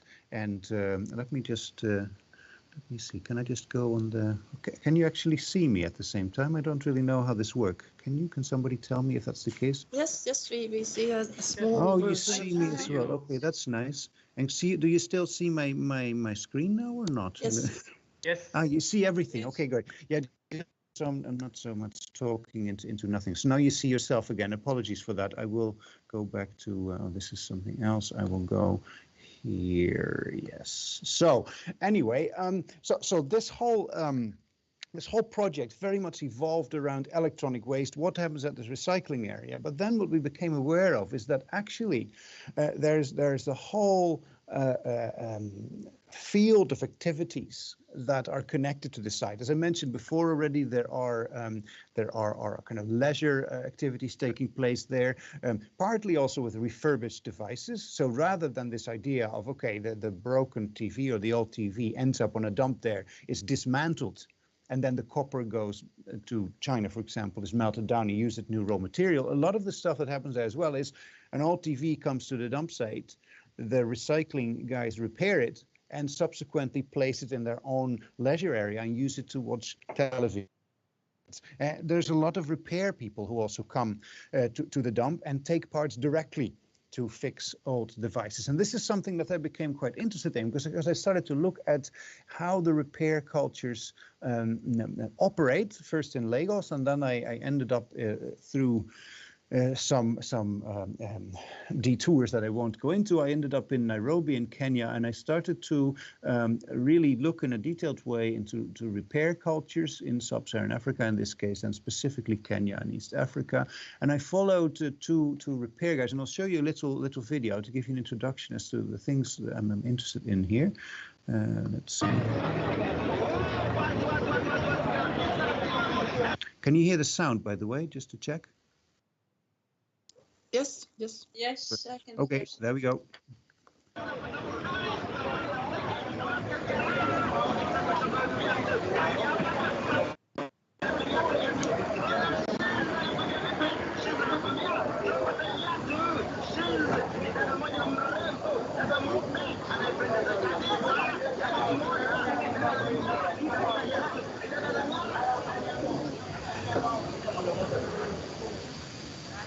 This is the repair shop in Jeru and Alfonso, in the center of Nairobi, where I spent most of this evening. It's among many tiny shops that can be found all over a large part of the city center. Each one of them is specialized in different goods and services. They sell clothes, all sorts of household articles, DVDs, pass photo services, as well as phones and computers. From 8:30 in the morning till 8:30 in the evening, from Monday to Saturday, Jeru and Alfonso repair mobile phones of all brands and types. Jeru has two long nails, which he uses as tools to separate phone components. He learned the repair trade from a local Chinese trader.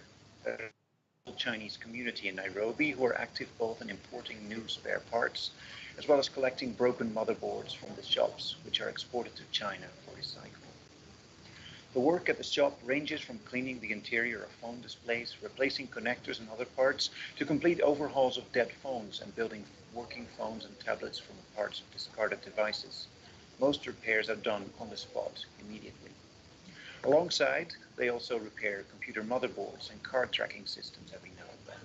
And Jeru sells self-built amplifiers powered by discarded desktop computer transformers. Alfonso exchanges a broken charging connector. He doesn't have tool nails, so he uses pliers and razor blades. And unlike most of the repair people in the shops around, who have learned the trade from colleagues, Alfonso studied in a dedicated course for electronics and phone repair at a college in his hometown, Nyeri, which is about 100 kilometers north of Nairobi.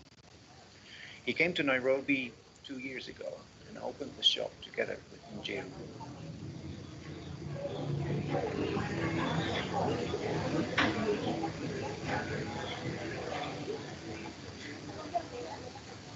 Alfonso and Jeru don't like using smartphones. They have what they call simple phones because they're more practical to communicate.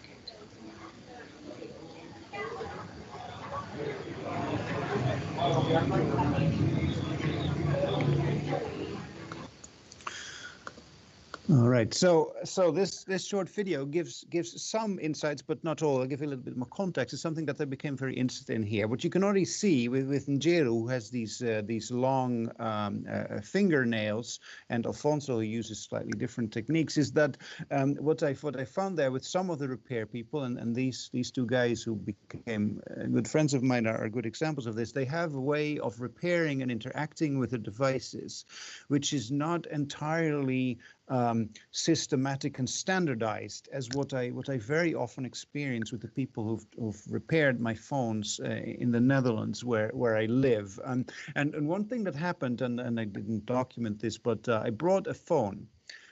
My old, I think it was a Samsung S3. It's a few years ago, and my repair person at home in the Netherlands had said, okay, well, that's a total waste because your digitizer is broken, so just, you know, whatever. So I just thought I'll just take it to Nairobi and I'll just give it to them just for a second opinion, or maybe I can do something with the parts or something. So they look at it, and the first thing they say, yeah, it's correct, the digitizer is broken. So, but yeah, we'll just open it up and have a look. They opened it up and they said, yeah, it's broken. So I said, okay, fine, just put it back together, and then we'll see what we do with it. And then Alfonso started to put it back together, but it took forever. It took like over 20 minutes. So I started saying, like, come on, you know, leave it, just throw it away then if it's so difficult. He said, no. So he put it together, and then after about 25 minutes, he gave it back to me and said, that works. And I asked him, so what did you do? How did you fix it? And he said, well, you know, I just kind of had a look and I kind of fiddle with it a bit. So there's a kind of intuitive engagement with the device, which you can already see in this video a little bit. Also, the kind of use of all sorts of makeshift tools that are not made for it, like the old toothbrush, all sorts of bottles with substances in it with little holes and ways to bathe the thing. Kind of makeshift tools as well that really are made, tailor-made for the way the specific repair likes to interact with these devices. And this is one thing that I became very interested in. And another strand of the project then started to look at something else that I had noticed.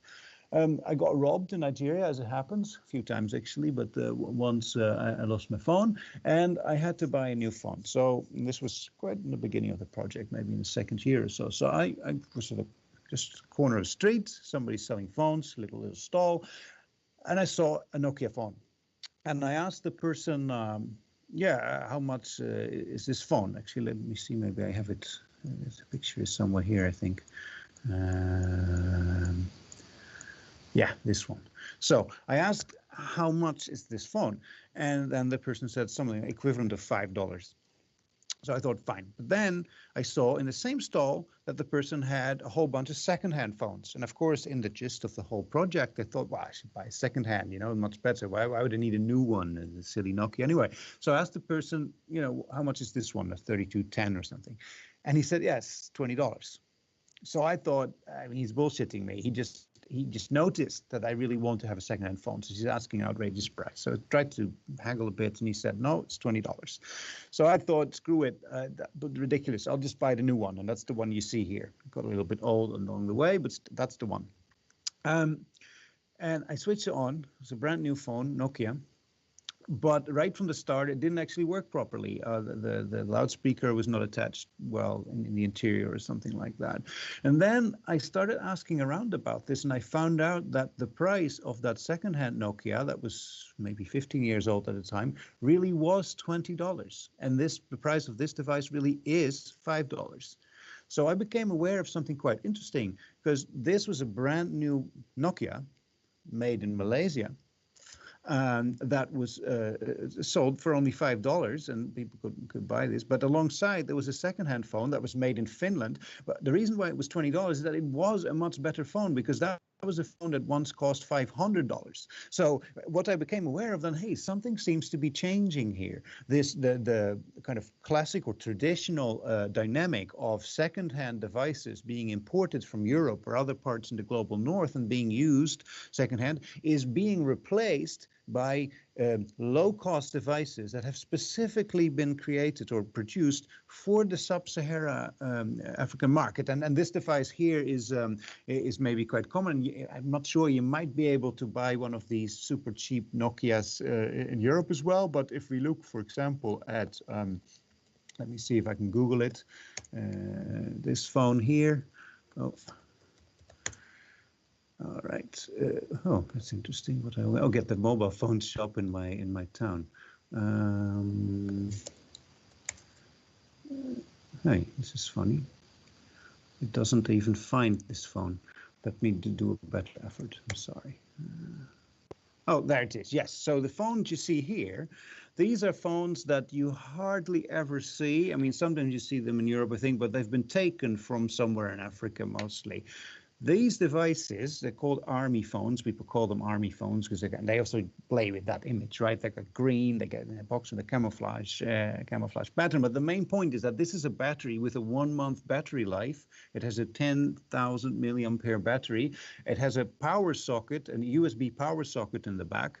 It has a flashlight that you can control from a button on the side. And it comes standard in the box with a light bulb, an LED light bulb on a cord with a USB plug to it. In other words, this is a device that's been specifically designed for users in the global south, in this case somewhere where you might not always have access to power, where the power might drop, so you can use it as a power source for this light bulb as well. And this is a new development, right? Because that really departs from the story that still in the media art and media criticism scene in Europe persists, namely, all the old devices from Europe go to sub-Saharan Africa. And this is partly true, but this dynamic is rapidly changing. If you look in Kenya now, first of all, and this is the same in Europe, the most used, the most prominent technological device that people use is no longer the desktop computer or the laptop, but the phone.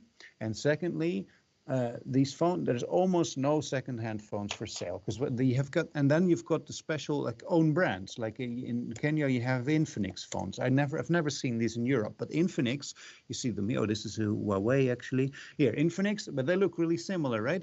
These are so-called frugal phones, so they look very similar in terms of specs to kind of a Samsung high-end device, but they're super cheap, because they've been made with kind of bottom line specs, but actually they're quite nice devices. Actually, here they have them in India as well, so it's really, but it's a thing that tends to stay in the global south. These devices cost like maybe $150 for a fully functioning smartphone. They even got them for under 100, some of the models. So in other words, a change in this dynamic. So then the project that I've been doing also started to look at that. So one thing we did is with a group of people, kind of evolved, but still similar people were there. You can see them here. That's me. And here in some picture, there is also Chris, who was in Lagos as well before. Oh, here's Chris. Chris is now on the second-hand market in Nairobi. What we started doing is thinking about, well, what is the most basic and maybe one of the cheapest electronic parts or products that through this new dynamic have become almost disposable as new articles for anybody. And what we thought of is this here, the USB, micro USB cable, right? In Kenya, they can now be bought for as little, and it's not so far off with what's now in Europe, right? In Europe, you can buy one for €1, there for less than 50 euro cents. And that means that even for a lot of people who don't have a high income, who actually are poor, still this cable is no longer this kind of exclusive electronic device with this kind of aura of, of newness and an idea of progress to it. It's become a disposable item, almost like a plastic bag. So we went around not all of, but a lot of places in Kenya. So not just Nairobi. This is a second-hand market in Nairobi. But here, this is a small village, Gakindu, in Nyeri County. That's really an end, really quite a while away from Nairobi. This is actually really a village. We had to walk there. And all these places, we started to look for these cables and buy these cables. Here we also see a shopping mall. This is the Westgate Mall. So we bought all these different USB cables. This is what you saw here was a used one.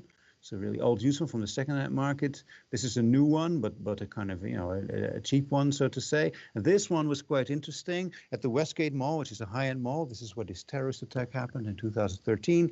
We bought this cable for the equivalent of $30. And one of its unique selling points was it doesn't tangle because it's short. So quite interesting that these devices were, and I won't go into details here, but these devices were really attached to all sorts of traits of value and quality that were put upon them by the salespeople, because it's kind of a neglected item. And so it was something that operates as part of techno-consumer culture, but really on the very other end, from like, the iPhone 10 or something like that. And in other words, the area of techno-consumer culture that's often studied is all the shiny devices in the top of the market. But there's now a new thing. There is the bottom of the market, the near disposable device, or in this case, then the opposites is something that's kind of ridiculously high priced, but somehow framed as a lifestyle item, even though it's arguably rather banal. So now, I don't know, I probably have about 10 more minutes or so. Now, let me move to where the product is now. And this is really where I will get to the idea of prototyping. Because as you've probably, I hope you've noticed, the project started out with a, maybe rather almost naive idea of oh my God, the dumping grounds in Africa, then unfolding into a thing where it's, first of all, no longer this kind of neo-colonial approach of, oh, we have to save the poor people from our waste. I mean, of course, there's a very big problem in this waste export, but also there is a really exemplary sense of agency, innovation, and flexibility in this whole ecosystem around waste recycling, repair, reuse, valorizing technological devices. So what is this project at now? And of course, you call it a project, but in a way, it's more like a kind of a line of development that also comes into being through a patchwork of collaborations with local people in Kenya, in Nigeria, also in Europe. Sometimes there's a little grant from here or there. Sometimes I do something on my own account. Sometimes people that do things that I'm not involved in it related to what the project started out as. So what we are doing now, and by we, I mean, there's now a core group of 3 people. There is 2 artists from Nairobi, Greenman Mulambilo, who is also a medicine man and a writer, Joanne Otieno, who has a background in painting, now mainly works with waste, and also is the director of an art center in one of the slum areas. The 3 of us, we have been looking at first of all, the idea of like repairing waste devices, but then got interested in reappropriating waste devices. In other words, finding a piece of waste and turning it into something new that's not its original function.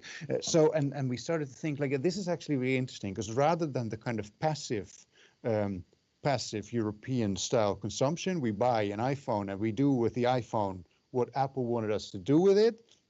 We actually are in a kind of paradigm where we got all this broken shit, or this kind of stuff that's obsolete, or stuff that works well, but that is of no use in the context in which it is now. And we start to make it do something else. So we thought about, that's actually something that we'd really like to study and see if that can be a source of inspiration, so to say. So the first thing we started doing, and I don't know if this is even on the internet, but maybe I can find the Oroda market in Nairobi, get the Maasai market. This is a tourist market. Okay, this is interesting. This doesn't even really, no, it doesn't even really exist. Let me see. Oh, I have pictures somewhere on my hard drive, and I apologize for not preparing this better, but maybe actually let me just do an attempt. I will do a quick attempt at finding a picture. So Oroda is a Swahili term that in Kenya is mainly used to designate, oh, there we go. In Kenya is mainly used to designate the trade in products, often electronics or electric products, that have been salvaged from the waste stream in some way. So the things you see here, they illustrate this quite well, right? This is literally stuff that's been collected from a rubbish dump. and is now put into a small shop, and this is a very widespread package, and somehow sorted. Here we see the remote controls, the cables, wheels, and here is more like electric appliances, and are sold again. And one thing that I first became interested in is that for a lot of these devices, it's clear what they are, right? Okay, remote control. If I happen to have a TV of a certain brand, I go to the Oroda. So Oroda is literally means junk, but Oroda, the word is used for the Oroda market. The stuff is called Oroda, and also the people who do Oroda are called Oroda. So Oroda is just kind of designated for everything. I became interested in not these devices that have an obvious purpose, but the fact that a lot of stuff that's sold there also is things like this one here. And this is one of my favorite Oroda items, and I kind of took it like a ready-made here. This things, I bought this, and I asked the salesperson, okay, it's clear, right? It used to be a slide projector. So I asked the salesperson, okay, do you have any slides? No. Do you know anybody who has any slides? And he said, no, nobody has slides here. Do you think I can repair it? And he started laughing, of course. And then I started thinking about what could it be really? I mean, you could say, could we recycle this fan? Well, not really, because it's actually directly wired to the 220. So in the computer, you need a 12-volt fan. The fact that it's on 220 or 240 means it's not a toy. You can electrocute yourself. It can't be restored to the slide projector, as already said. And there's just not really a clear possible future for this thing. So when I buy it, I actually buy not a product like, okay, here it is, and this is how you use it.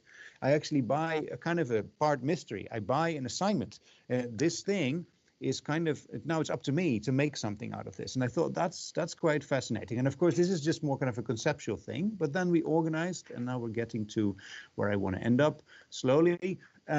We organized, so here's a message from one of you. We started a workshop with a mix of local artists, some theorists, anthropologists, philosophers, and also electronics repair people and people who build things with electronic devices. And what we did is, and I'll just scroll through this quickly. It's not I'll just have to kind of talk it through, but the workshop consisted of a few phases. The workshop participants go to this Oroda market and find discarded electronic devices that they find of interest for some reason. Then there's an exchange of, it's not just like we'll make something new with it. No, the idea was that first there is a phase of exchange where people talk about memories of technology that are connected to their family, their personal history, or their tribe, and then in that context start to make new devices. So I've got one here. This is actually from Joanne. She wrote this. One chief during the colonial era gave up all his land and people to the colonialists for a ofwamboyamo. This is traditional Luo name for the radio. This device that could get, quote, all the wind noises in one place and people could hear what is in the wind, and, quote, he took that and he walked everywhere with it, and he even slept holding it. But did he really need it as an elder? He could spend the entire time with it, and as a result, he neglected his duties. And that's how the Luos acquired their constant attachment to gadgets. That's how my stepfather got the story from his grandfather. I would say that this has played a significant role, considering how much Luos, and Luo, the Luo is one of the tribes in Kenya that originate from the area around Kisumu at Lake Victoria.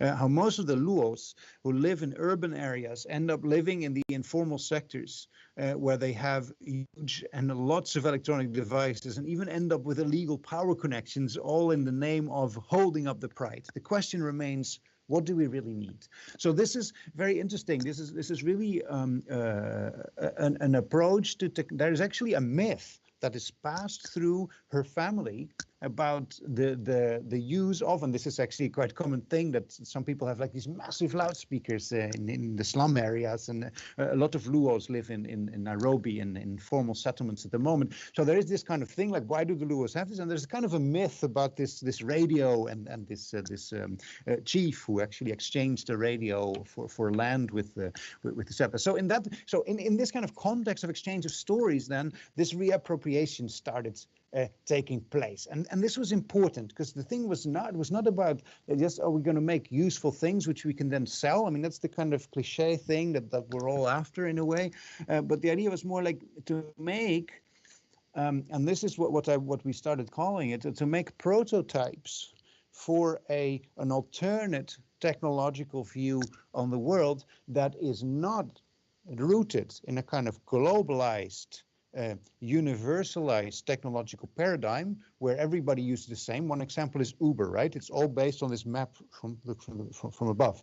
This is a disaster in Kenya because people are not, it's not a map reading culture. So your driver will always call you and ask you where you are. The map reading is not a thing. So instead of this kind of idea that there is one kind of technological paradigm which is rolled out everywhere, we started thinking about this is kind of a prototyping, not functional devices, but prototyping a way of thinking about these devices as part of your life world and part of a kind of mythological engagement maybe with or kind of mythological, like a narrative engagement that's life world in relation to these devices. So so one of the outcomes then is this here. No, I'll switch. Wait, I can't see what you can see. Isn't this amazing? Oh, here I am. Yes. So this device that I showed before, this is made by one of the participants, Charles. This is made of an old television. I'm sorry, I think you should stop sharing the screen so we can see you. Am I not sharing the screen? Oh, wait, does it work? Oh, wait, here I have. Yes. Am I? Yes. Am I in full view now? Is it working? Yes. Yes. Okay. Yes. Great. So this device here. See that. Okay. Now it's pretty, right? So this is a phone stand that is made of old TV antennas. So there's already a kind of direct functional repurposing, right? TV antennas are thrown out in the Oroda. You can find a lot of TV antennas because a lot of people don't use them anymore because watching TV has been replaced by watching the phone. So Charles made this thing for the phone. But the interesting thing, he also done that in the context of this workshop, it has 3 legs because for him, what he wanted to make is something that, here we go, oops. Now I will have to share the screen again. Like, yes. Here. So he made this modeled after tripod stools that are part of the traditional furniture, if you could call it that, in the region for many tribes. But there were also more we could maybe even say distant constructs in this sense. Here we have, okay, I can actually just do this here. My share screen, right? It's shared. Yes. Yes, this device here is a modified USB stick by Ngeku. He had a story that his grandmother always referred to flashlights as fireflies. So he made the USB stick, which I also have in my hand, so you can see it in the small thing as well, with a little light bulb on it. So in a kind of stylized firefly. So the thing is, it's not like, okay, this is not the typical thing of, okay, I've got technology now that's going to like resolve some magical problems or push us forward. But now he had made a thing that you could plug into the computer that actually brings back this kind of connection between this basic technology of the electric flashlight and the reference of that to the natural life world of the firefly and so forth, as something that you can plug into the computer, but which also has a kind of pattern that diverts from the slick aesthetic of Apple, or the kind of black box thing that the Novo computer that I have like that. And so quite a lot of devices were made. The thing you see here on the top, this is a vacuum cleaner, actually made by Chuck, as it says, a vacuum cleaner, but created in the wake of an exchange of stories around Lake Victoria, which often, or in quite many cases, evolve around a snake that comes from the lake and eats up somebody or something and spits it out again. So he made this kind of vacuum cleaner, which is not really an effective vacuum cleaner, but it is a kind of modification. And there's an old computer fan in it. You can't really see this so well here, but this thing here, a kind of modification of these salvaged materials to create a more narrative object. And then so the idea became really that these are these kind of, they're prototypes, right? They're prototypes, and that they are not these functional objects for everyday life, but they're not prototypes in that they are not the functional object for everyday life, but the idea is to create one of those objects. These are prototypes for a way of thinking, a kind of technological imaginary, so to say, that you can use also to approach your functional devices in everyday life. In other words, you start to kind of recontextualize the world of technology. The laptop I'm using now is no longer just connected to the idea of the data center and Silicon Valley. It also starts to reach out to the world of my tripod phone stand and my Firefly that I can connect into it. And now the last part then, where we are now at this project, is one question we had. So Green Man, Joanne, and I is, yeah, what now? You know, we've got these objects were made. Are we going to exhibit them then or something? And that's kind of the classic, right? Ritual objects from some place in sub-Saharan Africa are put in a museum on pedestals and exhibited. And I said, well, that's really kind of not the idea that we're after. I mean, it's interesting, but in a way, then they become dead again. So then what we decided we wanted to do is we make 3 films. I make a film, Greenman makes a film, Joanne makes a film, a futurist film of some sort, in which these repurposed devices occur. So I'm working on this film. We've just done the shooting 2 weeks ago. It's called The Cults. I'll read a short synopsis. It will be finished in the beginning of next year. So this film will actually feature both of the devices I've just shown and a few more. So I'll just read it from the screen. You can read along if you like. It's going to be a 7-minute digital video transfer to 16mm film. The 16mm film is really a specific choice. So the film looks like, and we've also used the kind of camera mimicking this. The film will look like a kind of mid-20th century European ethnographic film. So these kind of typical kind of bit shaky color films where you see people in sub-Saharan Africa, various places do things, and a kind of authoritative voice who tells the viewer what's going on there. So this short film takes an Afrofuturist perspective on the appropriation of obsolete consumer technologies, so Oroda, which just talked about before, and their transformation into new devices. It will form part of a series of 3 short films by Green Man, Joanne, and me.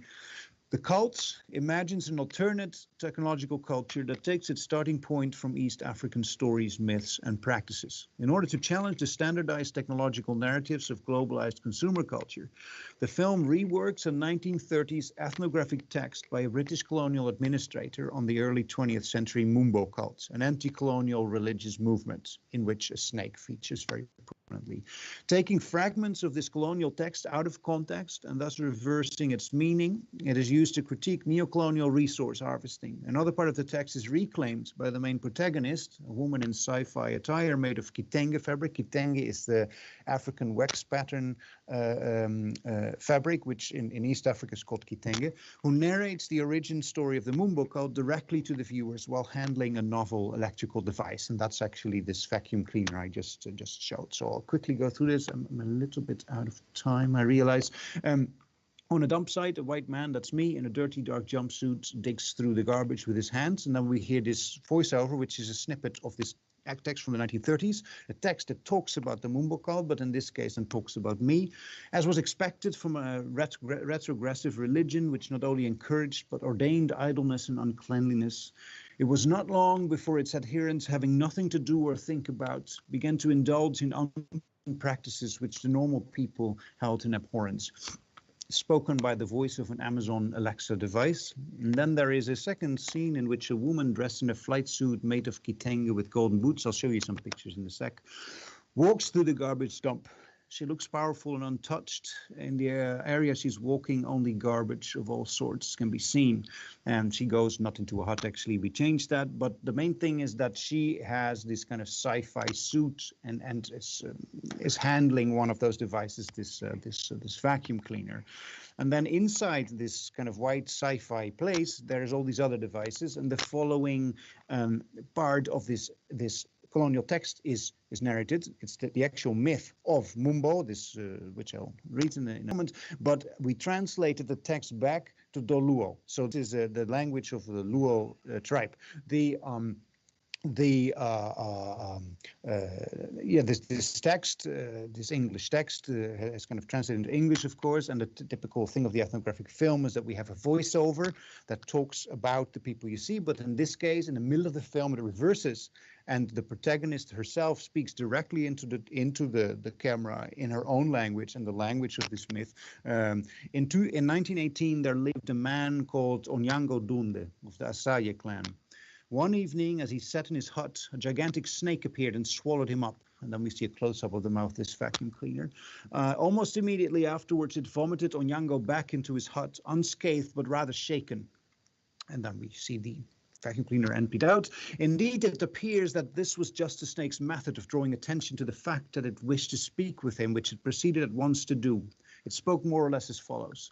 I am the god Mumbo, whose two homes are the sun and in the lake. I have chosen you to be my mouthpiece. Go out and tell all Africans that from henceforth I am those whom I chose personally, and also those who acknowledge me will live forever in plenty. And in the film, we've actually included the latter part of the text as well, which reads, all Europeans are your enemy, but the time has come that they will leave your lands.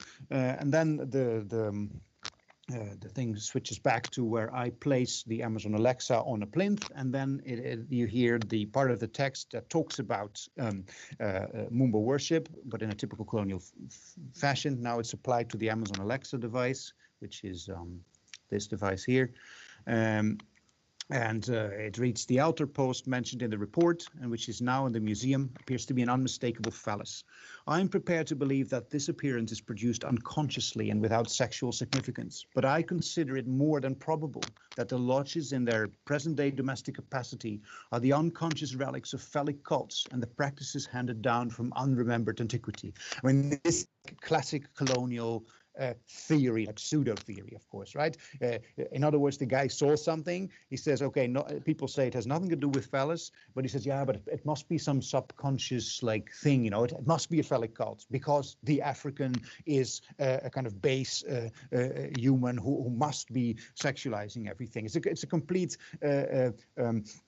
projection of this thing, and what I'm doing here is that I'm just, you can project it on anything, so I'm projecting it on the technological fetish device, the Amazon Alexa, which actually is also kind of a phallic object. So these are the suits, and these are these devices that I showed you before. Lastly, I'll show you just a few tiny snapshots of what this looks like. So the dump site where we operate. These are just some, this is from the location scouting. That was Joanne in the picture. So it's a fast dump, that's Green Man. And here is what it looks like when I'm there dismantling, or this is actually where I'm putting the Amazon Alexa on the plinth, which is an old microwave in the movie then, where the Alexa at the same time speaks this text on the phallic cult. This is Winnie Lubembe. She's the main protagonist in the movie. Here she carries this device over the dump. This is this first scene where she walks towards, that's the cameraman Jochem, where she walks actually towards this door, in which she disappears into this white space. And the white space is this. Here, this is actually this Oroda item, which features in the movie as well as a kind of a magical object, so to say. And these are the three performers with the golden boots. This is Mama Shelmit, who is actually the narrator of the Doluo text. And here we are in there, and here the hair is being done by the wonderful makeup and hair artist Sharon. Yes, let me switch away from this whole sharing the screen thing. here I am, I think. This was what I wanted to go through. So kind of a longer story, but what I was trying to convey really is this idea of the prototype. To look at this idea not only in terms of a prototype for a product, which is the kind of common understanding of this term, but here we're talking about a prototype for a way of thinking and seeing and relating to a technological life world. And here we got a prototype, and here we got another prototype, both not made by me. So thank you. Do we have questions? And thank you for it was very interesting to listen to. But do we have questions? I have a question. What do you think in the future it will become more popular in the world to use second-hand phones, computers and things like in the entire world? Will it become more popular? What's your opinion about that? I don't know. It doesn't look like it.